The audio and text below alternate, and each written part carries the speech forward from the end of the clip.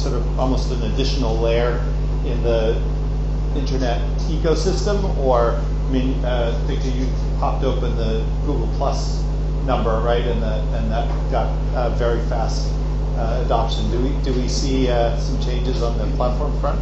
If I may, I think there are a lot of social networks out there.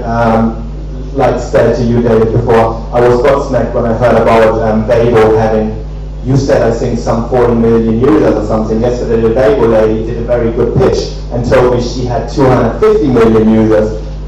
Right. Anyhow, it's a lot. So I guess there are a lot of social networks and a lot of services. So I wouldn't say there's only the Facebook. Facebook was around a half decade ago, and they were just starting out. So let's see what comes next. There's Google Plus. Everyone is talking about Pinterest right now. I think it is just to think, as a brand, as a marketer, what is the target group? Again, we're coming back to the point to listening, and then see what is the best channel to contact and work what we have with them and to approach our potential consumers. I think just that question really is about not just adoption but usage. I mean, they may have a lot of adoption, but I never use on Google Plus. Just on the theme of last night and on the future, I mean, it's all above what everyone just said. So let me just sort of paint you the story for us in detail. We actually have the technology today. As soon as you walk in the store, I know whether you're guy, girl, I know what age group, what time of the day, and that gets registered in my database. So really the scary part, it's an opportunity and scary for the consumer maybe, is really the whole future of Minority Report, where the usage of mobile devices combined with retail intelligence and brand intelligence to profile consumers. So we're working on stuff like this already, where we're working on the ultimate consumer journey, where you can, it doesn't matter where you go, whether you go online or offline. One of our stores, let's say you come to our offline store, we know you're, David, you're this height, you're this shape, you're wearing this suit. We know all that information, gets captured on video. You walk in with your mobile phone. All our products, starting from second half of this year, will have QR codes on all our products. You can actually look at a product, zap it. Oh, I like this one, I like this one. Put in my want list, integrate with my Facebook, and basically at a point in time when you're ready to buy, you can either buy it online or come back another time. Let us recommend you some other clothes that you may want to buy. Or also, here's what your friends have bought, and here's what your friends think you look good in. So we're working on applications like that already. Your friends will know what look you have, and then they say, "Oh, the one you wore last time looks good." So there's a lot of opportunity for us. That poses a different challenge as a marketer. What do we do now? Because obviously we need to transition from what we're doing today, which is more either brand marketing or product marketing, to real consumer sort of CRM part marketing. Great. Okay.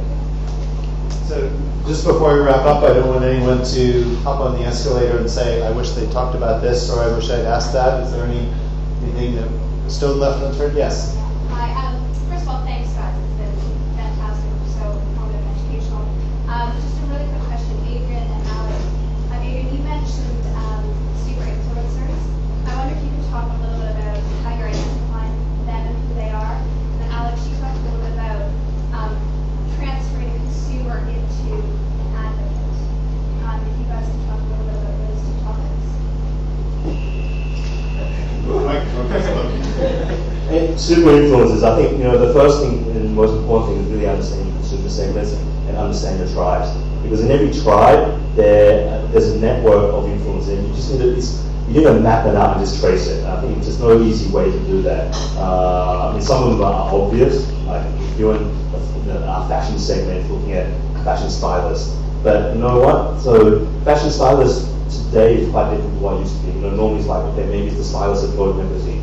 And now it could be a young 21-year-old, and there are quite a lot of them around in Asia who overnight have become style gods, so to speak, style gurus. And it's about looking for those people that all of a sudden they've just been followed by 500,000 people. So I think looking for volume of people and then tracking that.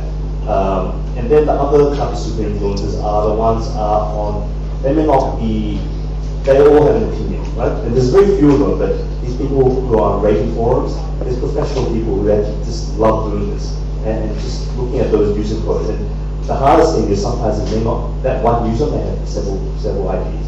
So it's looking at those different audience and tracking it. So a lot of it goes back to listening. There are tools out there to identify who is most active and then just mapping it out. And also, we spend a lot of time meeting with the consumer groups, so physically meeting with the audience. Yes, it's exactly what Adrian said. It's about it's a good ongoing topic of listening and having lots of information and applying these in a relevant way. But I guess then it's also about how do I personalize and be build a very strong relationship with my key influencers. So if you just heard we can identify the key influencers. I, for instance, heard that Jay over there is a 100,000 Twitter man here in Hong Kong. Hi, I'm Alex, nice to meet you. So we have to build a relationship. No, but I guess it's literally like this, and it's not just about trying to drive sales in hard-selling way of forms, but also invite your key bloggers, do some fun stuff with them. Perhaps if we have some devices, why don't we send them a device a week or 2 weeks before we go on sale? Have a handwritten note from our CEO, and that's all what we have done already. So there are a lot of ways in kind of like being, even if it's a massive network, you can be very, very specific and very personal, and then in the end just be very, very human. So you are in the end, you're talking to humans, you're talking to your potential consumers, but it's not just about hard selling, but rather forming relationships. And I guess eventually it will then pay back, and the advocate will hopefully refer, and you have a lot of happy customers in the end.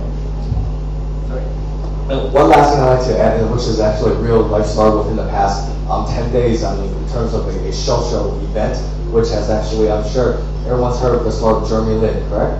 I mean, how social has that evolved within the past 10 days, right? I mean, it was nobody, and all through the social networks, Facebook, Twitter, everywhere, you see his name everywhere. I mean, that's how viral it can go, and I mean, he's like a superstar phenomenon now in terms of followers and visitors. So I think, Jay, there might be a Lumia 900 in your future. No, do we have one more question? Sorry. Okay, then we'll wrap up.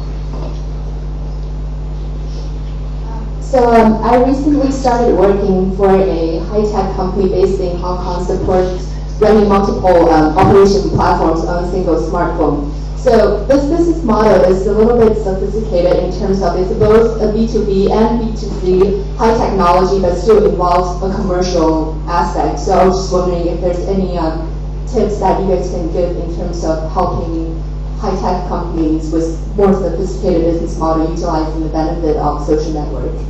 Thanks. Linda, I think that's about a $10,000 US course. You mentioned B2B. Yeah. Well, I guess the number one question is who's your target customer?